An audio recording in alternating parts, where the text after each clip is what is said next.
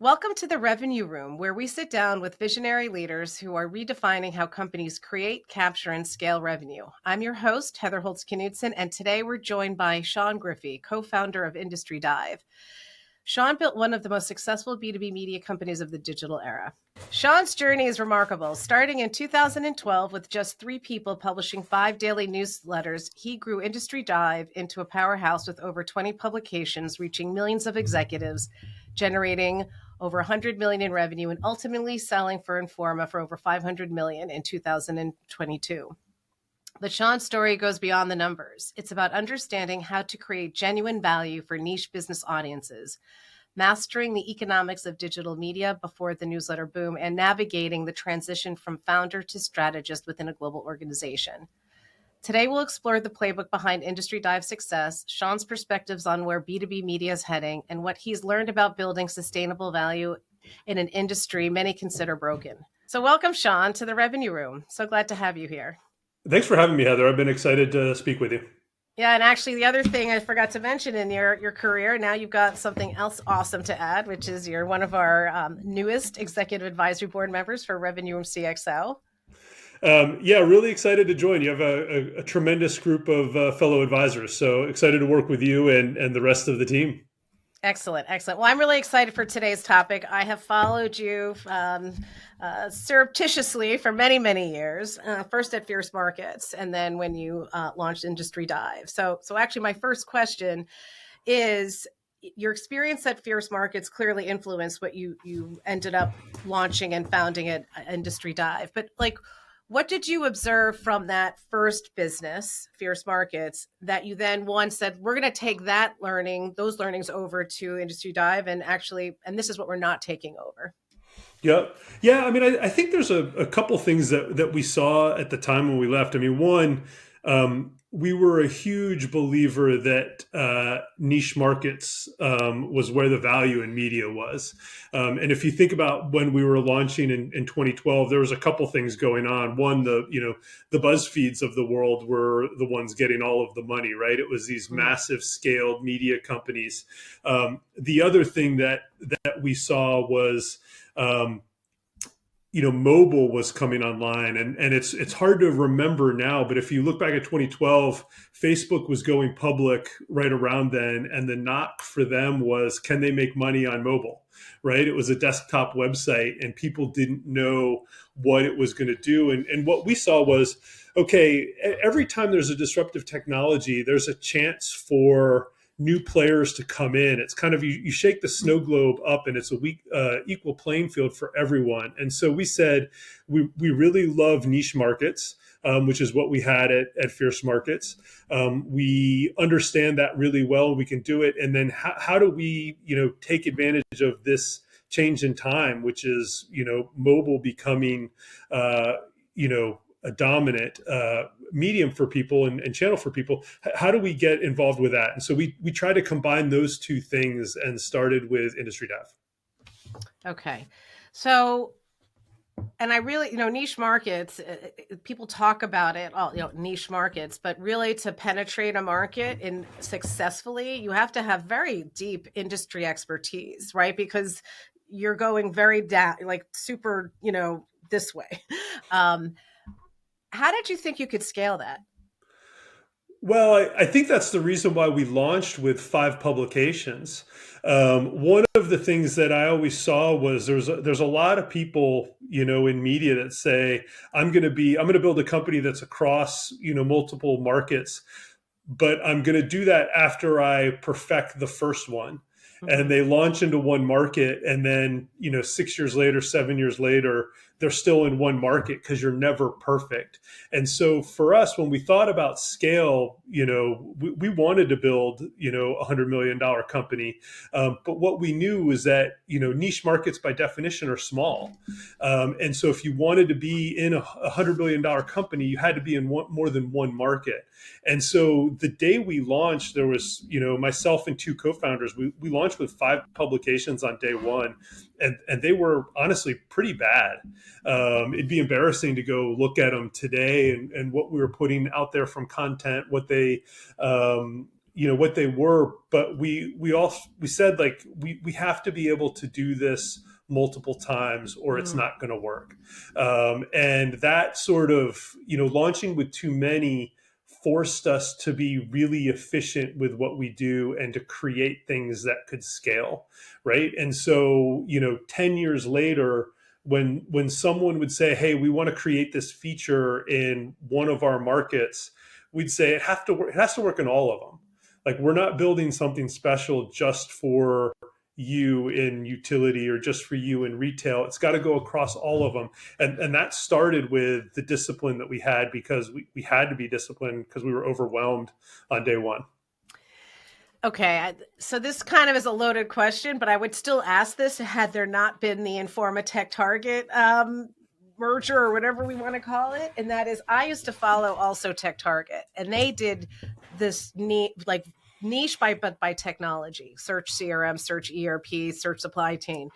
But it was like a scalable model that could be replicated over and over. It didn't matter what technology you covered. Was that did that influence your thinking at all? Did Tech Target, or was this Well, I mean, complete? we certainly stole from everyone. That was great. And I think one of the reasons why, Informa Tech Target is such a great home for Industry Dive is, there's a lot of really groundbreaking stuff that Tech Target has done over the years, that we obviously kept an eye on, and followed. I do think what I loved about the search model that they were doing is it was very niche, right? Like, it wasn't search everything and we're covering all the pieces. Like, they went down by technology, and you knew that if you got there, they were speaking to you on a job title level. So Mm-hmm. we absolutely wanted to do that. I mean, I think that's, to me, one of my definition of niches is you're not writing for an industry, you're writing for specific job titles within the industry, and Mm-hmm. you're covering very specific titles. And I think some people say, yeah, I'm in a niche industry, I'm writing for X,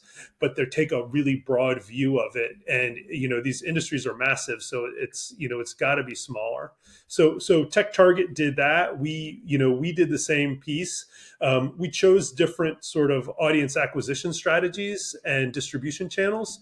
But, I think at the core, what we were doing was very similar. Mm-hmm. Mm-hmm. So, from a revenue standpoint, because many media companies sell brand, like they have their sales teams organized by selling brand. Clearly, that would not have fit into your model, because it's like opposite of what your thesis is. So you were an early adopter of selling, like, audience, I would imagine. Yep. Tell me how you once set up your sales team from the get-go, and what were you tracking early on that other what I call legacy traditional media companies were not? Yeah, I mean, I think the thing that was the most different for us is, you're right, our sales teams were never set up by brand. We didn't have someone that was selling one publication. We set up our sales team by buyers, right? So they got territories by buyer type, and then we told them, you can sell the entire portfolio to this buyer. Now, for some of our sales reps, like, if we gave them, companies that had electronic medical records, SaaS software companies, they were probably only selling our healthcare publications, because their territory only really fit into healthcare. But for the vast majority of our sales teams, they would have, if you had Salesforce as your as part of you had CRM systems and Salesforce in them as part of your territory, you could sell the whole portfolio. And that really helped us in that, it gave a single point of contact for these companies. And by presenting the portfolio together, they understood, in the consistency of what we were doing, right? If you bought CFO Dive or Marketing Dive, the products were going to be the same, the opportunities were the same, the cost structure is the same. It became very easy for a company like Oracle or Salesforce to buy across 20 of our publications. And so, I won't lie. Like every now and then you'd hear a sales rep say, I'm calling from healthcare dive. And I would like, my skin would crawl and I'd be like, oh my gosh, like, no, you're calling from industry dive. And we really tried to push onto the sales team that we have a whole breadth of portfolios, that they can sell across. That is super advanced, honestly, for when you were doing it, because you just don't hear that often. Now companies are starting to do it, this enterprise approach, especially when they have multiple industries they follow. But I'm curious about something, and CRM is a great play on this one, or like SAP. I'm sure you sold into technology companies. So one of the skills you need to have as a salesperson to do that is not just to be able to talk about industry dive as the platform, right? The audience. But you actually need to know how to dive deep into these organizations, because many times the person who buys one sector, let's say manufacturing, is different than, the retail division of SAP. Was that part of your training, is not just about the selling industry dive as a company, as a platform, as an audience, as a way to reach audience, and also the skill of diving deep into a business so you're capturing all available pockets of revenue? If I'm being honest, like I'm not sure we did a great job of that at times. I think some of our sales reps did a better job of that than others. But we didn't do like an incredible job with it. So what we ended up having to do was create sort of an enterprise black belt team that sat over top of our, by the end, by our larger sales teams. And Mm-hmm. we gave that black belt team incentives to grow client accounts. And so it was to find the new pockets of, new buyers within an account, but also to sell more upscale, longer campaigns, advanced campaigns. And so, our we would name accounts and say, these are the accounts that we want to penetrate more, and the black belt team would work with those sales reps, and we would pay double commission if need be, or different incentives to say, okay, we want to take this from a $250,000 account to a $500,000 account to $1 million account over the next 3 or 4 years, and it had to be very deliberate. It Mm-hmm. wasn't sort of an organic thing where the sales team was just going to do it themselves. I And like. honestly, the other thing we had to do is you shrink territories for these sales reps. If you think they're only going to one buyer at Oracle, you know, you take away other accounts, so they have to mine Oracle deeper. Mm-hmm. And that's something that we would evaluate the territory structures and accounts that people had as well. So two really great things just came out of that. I mean, one is I love this enterprise black belt strategy, because that is, I mean, one, you get the skill competency up at that level, and there's actually a name for it. But then the black belt team can help trickle down the skills to the next layer. I did you have, like, were they known internally as the black belt team? They were, and honestly, it fits different sales reps' um, interest and expertise as well, right? I mean, we had some sales reps who really were kind of machines that would just sort of grind through their territory and dial for dollars, and incredibly effective and super valuable. And then we had some sales reps who really liked to get on the phone and create these massive proposals and problem solve with clients and talk more about their long-term goals and think creatively about things that we could do.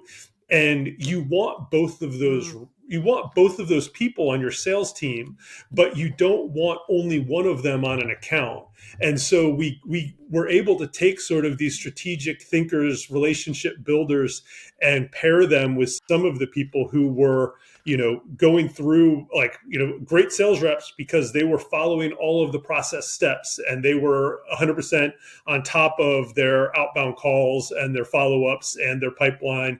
But they weren't necessarily the ones who were going to take their $100,000 package that they know they could get their client to buy every half and grow that into $1 million. And so pairing those two like really unlocked a lot of value, and it made uh, you know both of the sales reps were more satisfied in that structure, right? We weren't trying to push the grinders to be more creative, and we weren't telling the creatives like you got to grind through this. Like we let them do what they did best, and it really kind of changed our trajectory.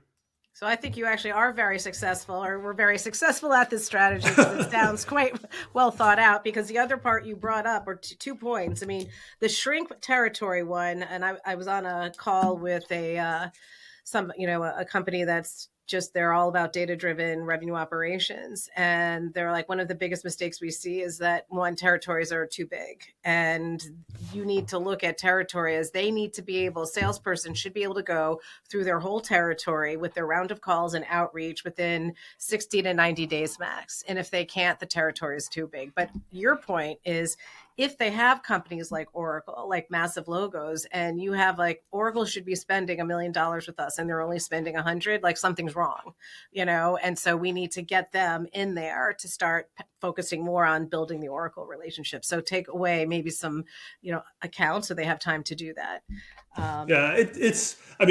It's also really easy to say on a podcast to do all of this. It's really hard when you're taking away territory from one of your top 5 producers on the sales team, right? And so we did it, but we also did it with great trepidation. And there were some reps that, even today probably still have too big of a territory. And we look at it and say they have too big of a territory. And then we also look and say they're also selling $6 million a year. We don't want to rock the boat with their $6 million a year and do it. So it's a tough challenge. But the more disciplined you can be about it, from the start, the better off you're going to be. Yeah, and I think the other point you brought up with the discipline and the deliberate nature of this, because I see this as a mistake made in many situations where they'll have an enterprise strategy, but it's a list of accounts that have a salesperson, but there's no number associated with, here's what we want this year, here's what we're going to go after that next year, here's where we want to move our multiple, if it's buying 1, we want it to now go to 2 to 3, we want different channels. Like there has to be a strategy around every account, so for it to be a successful enterprise, I think personally. Yeah, absolutely. No, you're 100% right. And just a list of accounts isn't going to do it. It's the goals and the team and what's the approach that we're going to take with these. How are we treating them differently? And honestly, the sales team is just half of it, right? We would say, how are we going to do delivery and reporting and the back end stuff for these clients differently? If they're going to, if you're going to spend $500,000 with us, what does that get you that's different than someone who spent 5? And so if you're going to spend 500,000, we need to add more value to what you're doing. And so we would have quarterly review meetings, and we'd have dedicated account managers, that would follow them through the delivery cycle. And, maybe they got their reporting in a different format than someone else, or we would create collateral that they could then take to their teams to show the value of what they bought in ways that we wouldn't do if you bought a $5,000 ad. So that's actually, okay. So my question on that is twofold. So one is, did you measure what I call customer profitability, i.e. the 500,000? I mean, obviously the difference between 5 and 500 is huge, but did you measure how profitable customers were? Not systematically, if I'm being honest. We should have. We did it on an ad hoc basis with some of the clients, and I would do it, mostly on one, so we ran ads, right? But I always say that we weren't an ad-driven company. We were a marketing driven company, right? And so we ran marketing services. Some of that was custom work for people, right? Mm-hmm. We would create content campaigns for them. We would do surveys for them, and we were diligent about understanding our profit margins on those types of campaigns. But I didn't really spend a lot of time if you were buying, lead gen services from us, or, just ads in the newsletter or on the sites. We didn't spend a whole lot of time. We probably should have been more disciplined about it. Yeah. And then the other question I have is, so you had account managers. Did they, once the deal was closed, did they then own the renewal and the expansion, or were they working in concert with the salesperson when renewals and upsells and things like that would come about? Concert with the sales team, Okay. and it almost has to be on some of this, because the client expectations are so different with some of our clients, and really being aligned, the sales team, the sales rep, understanding what the expectations are going into the campaign, and then understanding what happened with the campaign. The client service team and the sales team have to be in concert with it, because there was, honestly, there were some campaigns where a client would come in and say, I am looking for a unicorn, and if you find me 5 of these people and they engage with my stuff, that's a home run. And other people would come in and say, I need 5,000 people to engage with me and go. And so there would be times where, someone would run a campaign, and we didn't really understand the client expectations to be like, they only got 5 people. And the client was thrilled. But we went in there kind of like, like someone would go in there panicked and say, we really failed this client. They only got 5 people. And so just making sure that going in there, we knew what the conversations were before they knew what the results were. So the things is like, it just has to be together. This may actually be a great segue to my next question, because that sharing of information and understanding what success looks like for the client is something that must be translated over to account management, from the deal, but you need technology to do that. So if you were building Industry Dive's revenue engine today with modern data infrastructure and tools, how would you approach it differently? And what opportunities did you miss that are obvious now? Well, I think the things we got right, I don't know if I'd choose the same tools now, but we also started 12 years ago, right? Well, more than that now. Um, we were a Salesforce shop. And when I mean like we were a Salesforce shop, like it was for almost everything. Our sales team used it. We did inventory management in it, and our clients' teams did it. Our accounting system was native to Salesforce, so that Salesforce was from a client standpoint, was the source of record for everyone. And if someone there was no, if someone booked a campaign, they could see the available inventory and right from the start, and they would book a campaign, it'd go right to our accounting teams for the revenue recognition and the billing, and it'd go right to the delivery teams for starting the campaign and the expectation. And that was really great. I don't know if I'd want to be beholden to Salesforce right now, in the extent that we were at the time. I also think the hard part there is that the audience piece of this is so separate from the rest of it, right? And there's a huge part of what we do today is like, what insights do you have, what first party data do you have of the audience, and how do you bring that to your teams in new ways? And I think there are real opportunities today to take advantage of Snowflake and data lakes and all kinds of products and companies that are building off of that, and then layering AI on top of it to get insights out of it. And so I don't look at us as like we missed opportunities, but I just think there's a whole lot more opportunity today. Oh, I think you're 100% right. And what was even 5 years ago is how tech is being used in the sales and marketing functions is I think very different than when it was 5 years ago. And I'm actually seeing situations where Salesforce is now becoming the sort of the, on the sales side, not the audience side, the single source of truth. It's the database. It's really being used as a database. And then all of these other things are being layered on top of it to activate the data.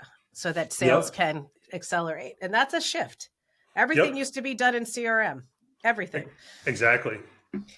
Um, so you mentioned first party data, and when everyone's now obsessed with it. And I want to say about 3 years ago, maybe 4 years ago, 4 to 5 years ago, it really became top priority for a lot of media companies. But were you doing things with first party data prior to that with regard to reporting to your advertisers, seeing which audiences are going to do better with which different types of ICPs?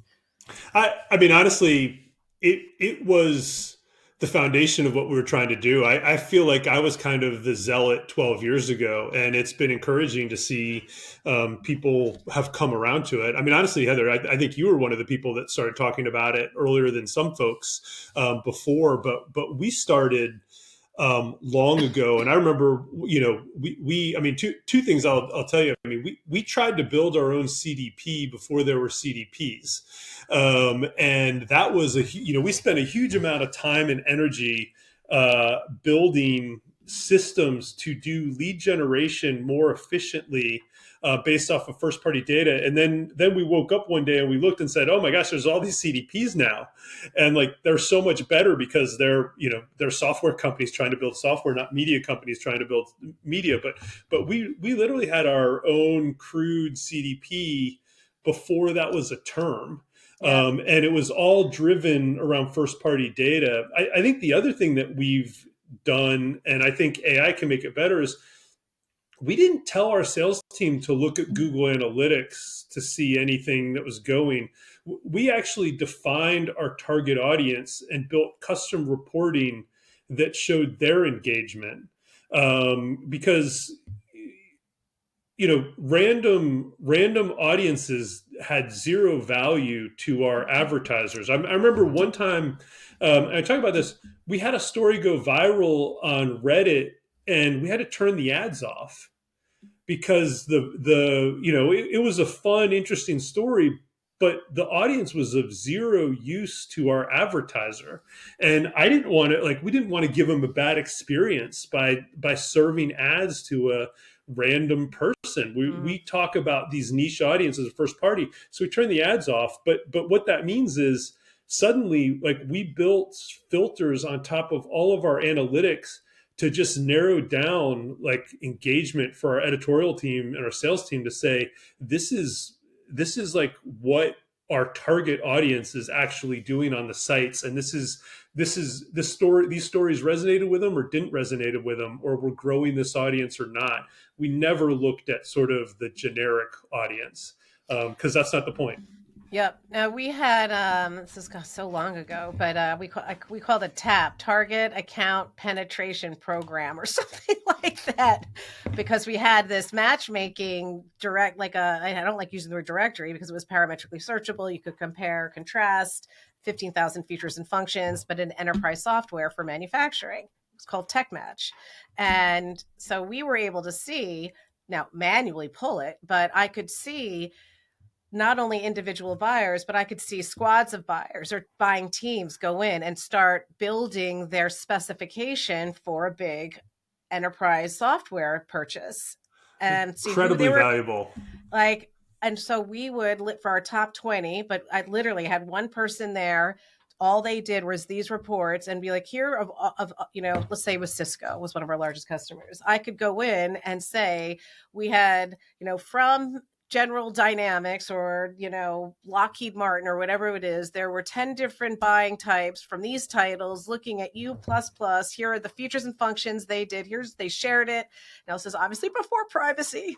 Yeah. So, Well, I mean, that's intent data, right? Like, you were at the forefront of intent data, which is yeah. what the Tech Targets and Sixth Sense of the world, Bomboras of the world built, over time, is try to get that.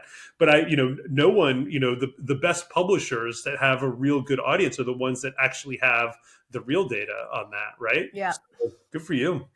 Yeah, no, and we just knew our audience so well, which actually allowed us to do some other cool stuff on the audience monetization side. I think the other thing we did with those reports, right, and they still do today, is one of the things you can do is, when you have real real granular data on your audiences and your client's target audience, target buyers behaviors, is we create reports, a couple times a year, the audience reports, and say, hey, here are the trends of what what our audience is reading, what devices they're doing, what's changed over time. And we would go present those to our clients. And it's a great way to get a meeting, right? Is Mm-hmm. come in and say, hey, I actually know more about your buyer than you do, and I'm going to give it to you for free. And they'll take a meeting when they get real data about the people they're trying to market to. And along the way, you can show your expertise, you can show the depth of your audience, you can show the solutions you have to help them with their goals. It's still one of the best ways that best things that we do, to get a meeting. Absolutely. I mean, the value in that is so huge. I mean, it's not just for like tweaking or tailoring or even crafting new like marketing messaging and campaigns.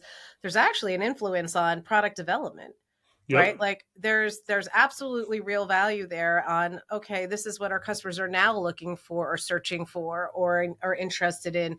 Is our product aligned to that?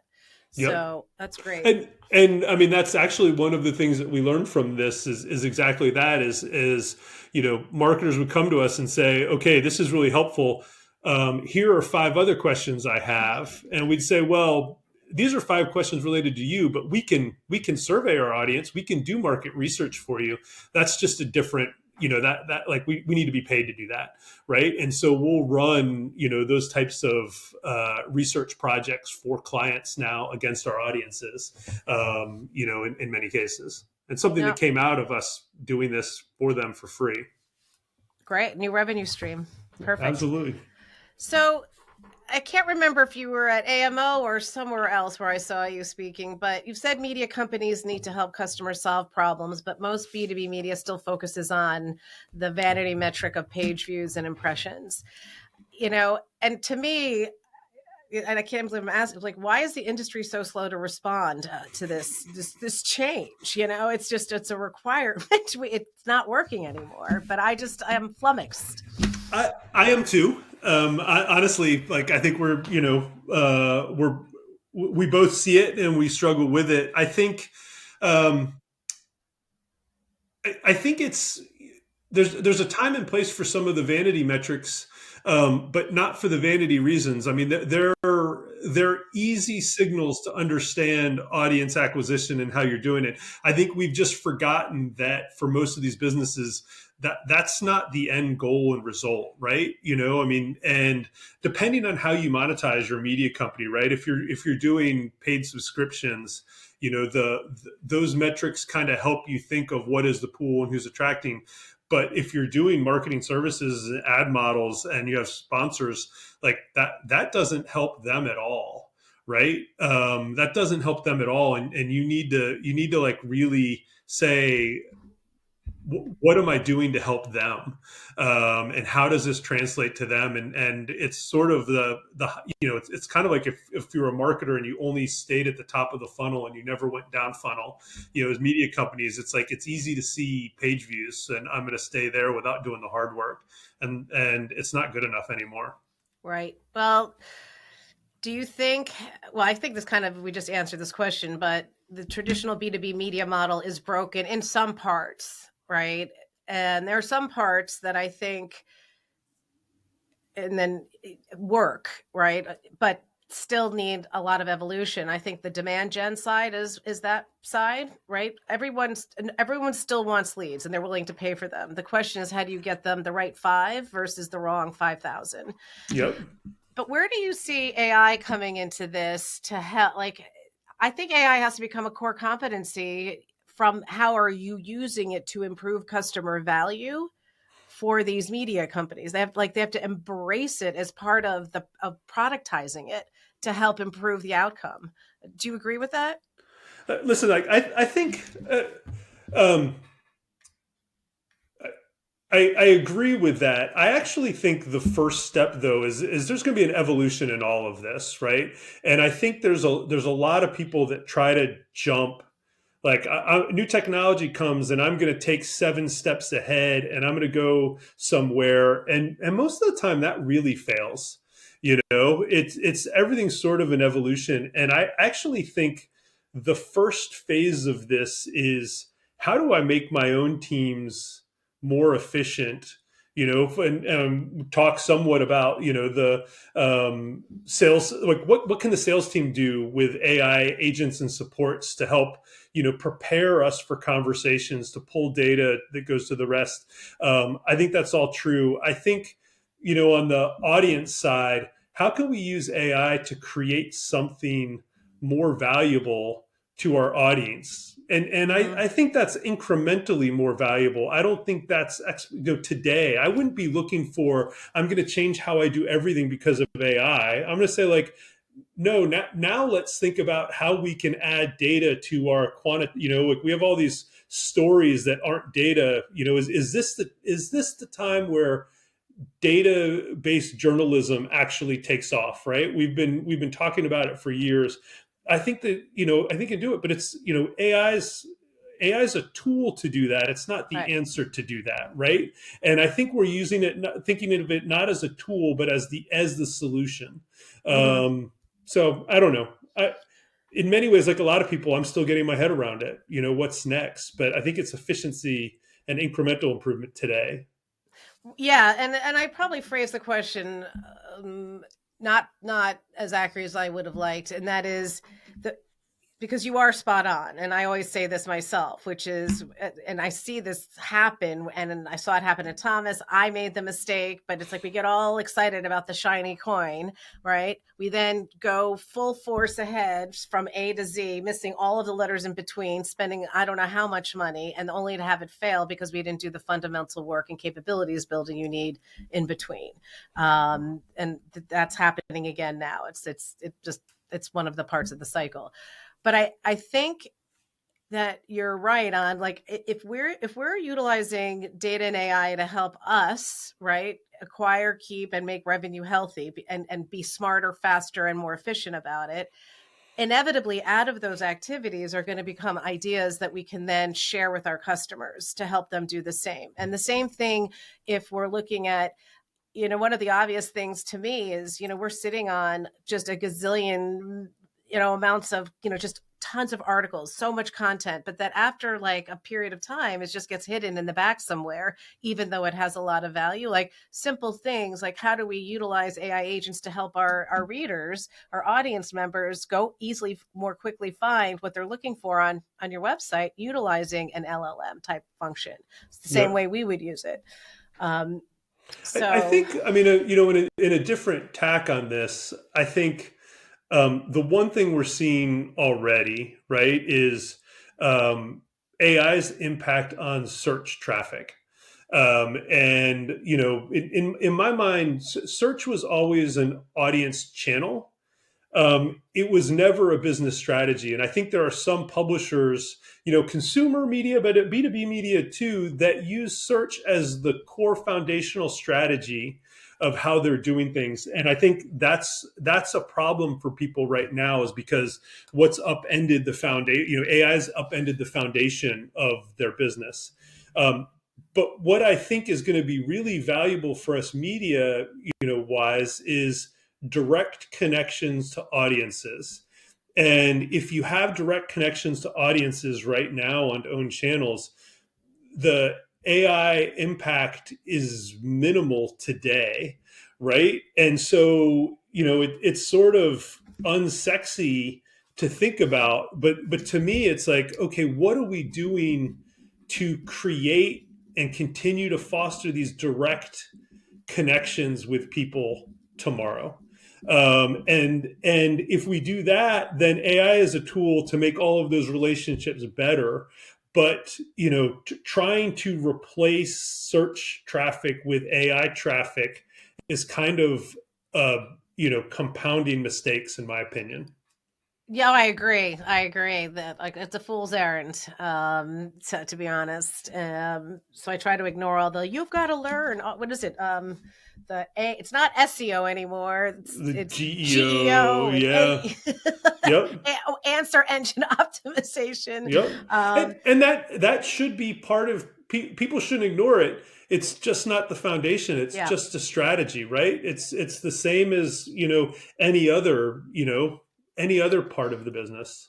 If you think about it, actually, going back many years ago, we lost our way. And when you had a print publication and a controlled circulation, your measure of success was, do I have, the repeatability of the subscriber? Because that meant that they liked the publication. And so you wanted to show that I've got this, this is my retained audience. And you didn't get it anywhere except for your quality of your content and your publication. And you had just direct marketing and things like that. But when someone signed up, they signed up. Yep. Whereas then we got addicted to the Google traffic. Yep. And there were competitive businesses, to Thomas, that literally were like link farms, and all they did was arbitrage the traffic off of Google to get it to go look at an ad, and all the content on their site was crap. Yep.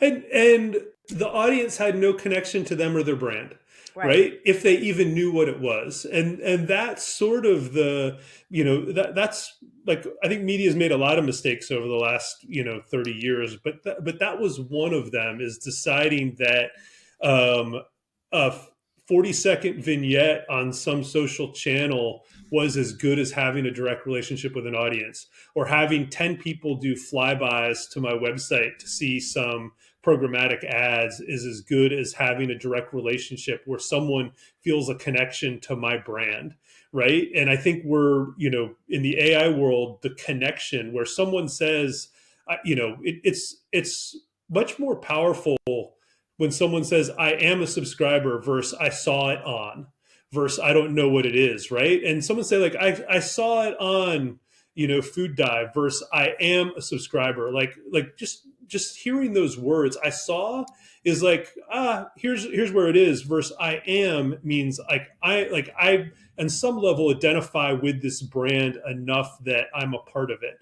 Mm-hmm. And media used to want people to identify them, as a part of it. And we stopped that in the digital side of this for some reason. Yeah, no, and actually, this leads me to my last serious question. Um, so you were acquired by Informa, but it's what was surprising to me. It was and it wasn't. One, I was always baffled by Informa divesting itself of all of its media assets when that happened, because I'm like, oh, how are they going to have a 365 and get like relationship with their audience if they don't have media? Fast forward, then they buy Industry Dive. They acquired you, and you were so relentless about, you were focused on like the digital content newsletter structure. You did zero events, if I recall Yep, correctly, absolutely. right? Then you now you're part of Inform, one of the largest event organizers in the world. So tell me how that felt to you when this was what's taking place, and where you see it evolving in terms of, one, Industry Dive and the Informa relationship, but two, this change I think we're seeing also as a result of, I'm not going to just say it's AI. I think it's the Gen Z, demographic. I think COVID had an impact. AI is, but where human connection is becoming more and more important, not less. Yep. If you had told me, we joined Informa in 2022, if you had told me in 2019 even that we would end up with Informa, I would have rolled my eyes and said, no, you're completely wrong, for all the reasons you said. But I remember when we started having conversations through them, and part of our sales process, I went there, and on the wall, when we walked into Informa, at least the office I was in, was champion the specialist, which is, their mission is championing the specialist. And that's something that we, a specialist is kind of like a British word that we don't use, but that was something that we felt really connected to. And I went in there, I saw that and thought about it a second, and said, like, we actually have the same mission here, right? We are writing for niche audiences at a job title level, and they're talking about the specialist, which is not the industry, it's the person behind it, and it's the very specific roles. And we had picked different ways to do it. I mean, they did it with live events. we did it all online and digital, and at times, I said I don't need to do live events or don't want to do live events, and at times they didn't necessarily put as much value on the digital audiences. But I think as we both evolved and saw the world evolving, we both understood that there's a place for both of this if we're going to truly champion the specialist. And so that's why it became such an apparent win for both of us in my mind, and why it felt like a great home for what we were trying to do is that sort of overarching mission. I do think, your point about people changing and the taste changing, really spot on and important. I think, I think the role of media has to change. I think for a long time, if you look back, at the history of media and highbrow media, it was you talk at audiences with authority. And that authority is what gave you the reason to talk at them. And the connection now is what people really see, and the brands that do well, right? Podcasts like this one, the most popular podcasts, I always say, are popular because it feels like an invitation to participate in a private conversation. You actually have no way of participating, but you feel like you're participating with it. And it's that connection that makes people feel a part of it. And I think media companies and event companies and everyone, is going to have to work really hard on that connection going forward. And I think we're fooling ourselves at times thinking we have it when we don't. Right. And I think, event companies say, well, we're the center of an ecosystem and the connection because people come to us. And I've told them, like, you are convenient real estate where a community comes to. They don't necessarily care about you. They need a place to meet the community. You're not a part of it. You're convenient real estate, and a good spot on the calendar. But some of the best events are the hub of a community, right? And they view it that way. And I think media properties can be that way too, right? They can be a part of the community, not just sort of a convenient place to get the news. And that I think more than anything is, our challenge in 2026 and beyond. Well, that answered one of my last questions, but just sort of a little shameless plug here. One of the things that Philip Thomas will be talking about from Informa, because he sold, Con Lions, and he's now the chief creative officer of Global Brands. But it's really all about the festivalization. So some of these events that have such strong community around them, and like Money 2020, I think there's a gaming show, but it's not just the event, it's the community around it, 365. Like that is, I would think, the 2 + 2 = 10 equation. So he'll be talking Absolutely. about that. Yeah, I think there's some people that do really well with that in the event space. And Informa is certainly one of them. Yep. All right. So a couple rapid fire questions for you. What's your favorite way to unplug? So this year, having stepped out of the day-to-day of Industry Dive, I have played more golf than I ever have in my life. Like, more rounds this year than I have in the last 10 combined. And so I'm enjoying that. But, back to our connection thing, what I really find is that I enjoy the camaraderie of it. And I have, a couple groups that I play with fairly regularly. And, unwinding to me is going out there, and the golf is important. And I'm trying to become a average or, golfer. But it's really the unwinding is when you get to talk to people and you get to make fun of each other and laugh with each other and do the rest. And so, that connection I find is what lowers my blood pressure more than anything. All right. Well, remind me. I'll need to put you into a foursome on Sunday before we're revved up with some of the other advisory board members. Looking forward to it. What is on your nightstand right now, book-wise? I am reading a book called The Last Manager, which is about Earl Weaver, who was the Baltimore Orioles manager in the late 60s, all through the 70s and 80s. And, being a DC, DMV, Maryland resident, he was, hero of my grandfather's and someone I watched a lot as a kid. So great book. If you know Earl Weaver, he was a character, and that shines through. Well, we'll put that in our book club on our All community right. site. Well, Sean, this has been an incredible conversation. And for listeners who would like to connect with Sean directly, I'll include his LinkedIn link in the show notes. Before we close, a reminder that the conversation doesn't end here. It continues inside Revenue Room CXO, the only network where CEOs and their revenue critical teams turn data and AI disruption into growth strategy. And if you want to experience that thinking live, join us at Revved Up 2026. March 23rd through the 24th at the Vinoy in St. Pete, Florida, where the future of data, AI, and revenue leadership takes the main stage. Both links will be to CXO as well as Revved Up will be in the show notes. And with that, I bid you adieu, and we'll see you on the next Revenue Room podcast. Thank you.